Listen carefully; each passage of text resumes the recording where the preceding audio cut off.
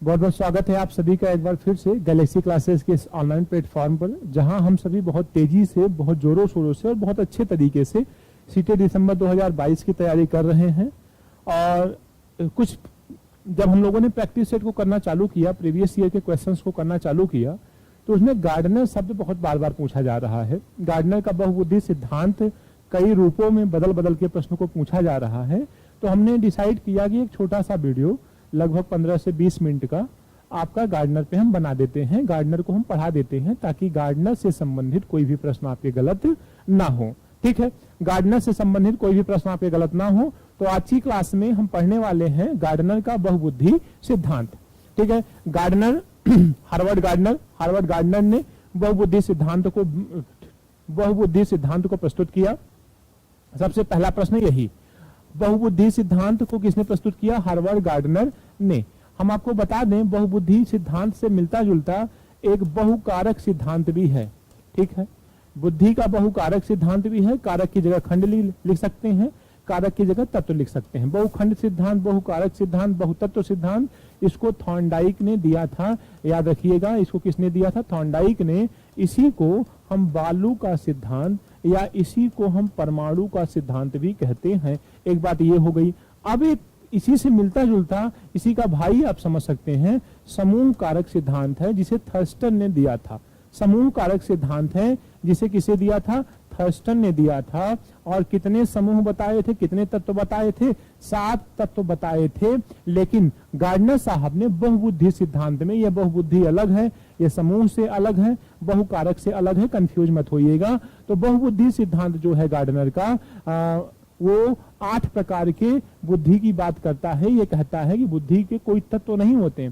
Intelligence can not be divided. जो intelligence है उसे हम बांट नहीं सकते, उसे खंडों में नहीं कर सकते, बल्कि एक बुद्धि एक व्यक्ति में पाई जाती है। और टोटल संसार में जो बुद्धियां हैं वो 8 प्रकार की होती हैं। 8 प्रकार की बुद्धि है, किसी एक में एक प्रकार की बुद्धि पाई जाती है। ऐसा गार्डनर की कुछ मान्यता थी, कुछ संकल्पना थी। ठीक है, गार्डनर ने अपनी एक पुस्तक लिखी थी जिसका नाम था फ्रेम्स ऑफ माइंड, फिर the theory of multiple intelligence. Frames of mind, the theory of multiple intelligence, बहुबुद्धि सिद्धांत को प्रस्तुत इन्होंने किया। ठीक है, किताब में इसे काफी अच्छी तरीके से समझाया है। किसको? बहुबुद्धि सिद्धांत को किसने दिया था? गार्डनर ने दिया था। कितने प्रकार की बुद्धि की बात की थी? 8 प्रकार की बुद्धि की बात की थी। सबसे पहली बुद्धि है संगीतात्मक, जिसे हम म्यूजिकल इंटेलिजेंस कहते हैं। ऐसे लोग जो होते हैं, ऐसे लोगों का झुकाव संगीत की ओर होता है ना। सुर ताल का बहुत अच्छा ज्ञान होता है। ऐसे लोग सिंगर बनते हैं, है ना, सिंगर बनते हैं। और हीरो हीरोइन जिसे आप कह सकते हो, मतलब जो इंस्ट्रूमेंटल हो, जो संगीत भी जानते हो, ऐसे लोग कलाकार बनते हैं। इस टाइप के लोग आते हैं। ठीक है, अब देखिए दूसरा है, आपको पहला पता चल गया, बहुत कठिन नहीं है, संगीतात्मक। दूसरा है प्रकृतिवादी। इस बुद्धि में ऐसे व्यक्ति आते हैं जो संवेदनशील होते हैं। वे प्रकृति के साथ, पेड़ पौधों के साथ बहुत रुचि रखते हैं।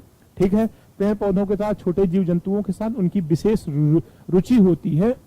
ऐसे लोगों को हम प्रकृतिवादी बुद्धि वाला मानते हैं। चलो, इसमें प्रकृतिवादी बुद्धि में आप ऐसे कह सकते हो कि इसमें जो गार्डनर लोग आते हैं, ये आते हैं, और जो भी मतलब बॉटनी वाले, जूलॉजी वाले होते हैं, ये सब जीव वैज्ञानिक वगैरह इसी में आते हैं। देखो, अंतः व्यक्ति क्या है? अंतः व्यक्ति का मतलब होता है ऐसे बुद्धि के व्यक्ति गहरी सोच वाले होते हैं।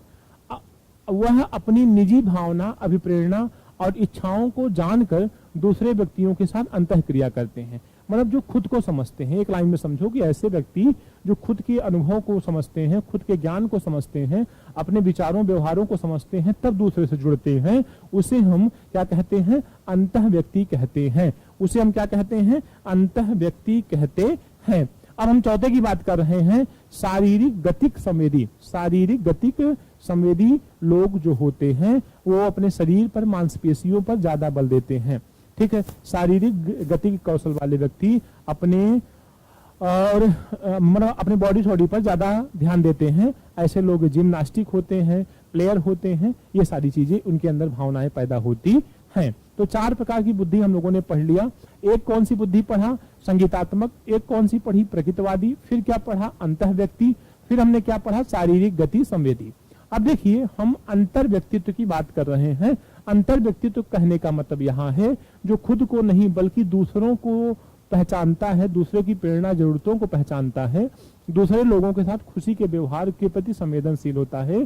कहने का मतलब अगर हम तुमको जानते हैं और किसी समाज में जिसके प्रति हम परिचित होते हैं, उसे पहचानते हैं, जानते हैं, उसके दुख सुख में जुड़ते हैं, तो उसके पास कैसी बुद्धि होती है, अंतर व्यक्तित्व वाली बुद्धि होती है। अंतर व्यक्तित्व में क्या करेगा, अंतर व्यक्तित्व में वो स्वयं से परिचित होगा, लेकिन अंतर व्यक्तित्व में दूसरे से जुड़ने का प्रयास करेगा। ठीक है। छठवां है देशिक। याद रखिएगा, देशिक को हम स्थानिक भी कह सकते हैं। देशिक को हम क्या कहते हैं, स्थानिक भी कह सकते हैं। एक मिनट में देख लेता हूं। देशिक, ठीक है, भाषागत गणितीय, ठीक है। देशिक को ही हम स्थानिक भी कहते हैं, ध्यान रखिएगा।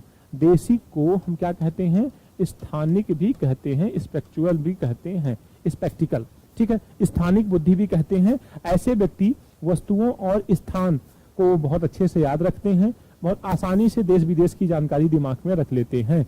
ठीक है, मतलब संसार में, जगत में जो कुछ भी है उसकी पहचान बहुत अच्छे से कर लेते हैं, उनका अनुभव बहुत कायदे से ले लेते हैं। कैसी बुद्धि वाले लोग, जो देशिक होते हैं या स्थानिक होते हैं।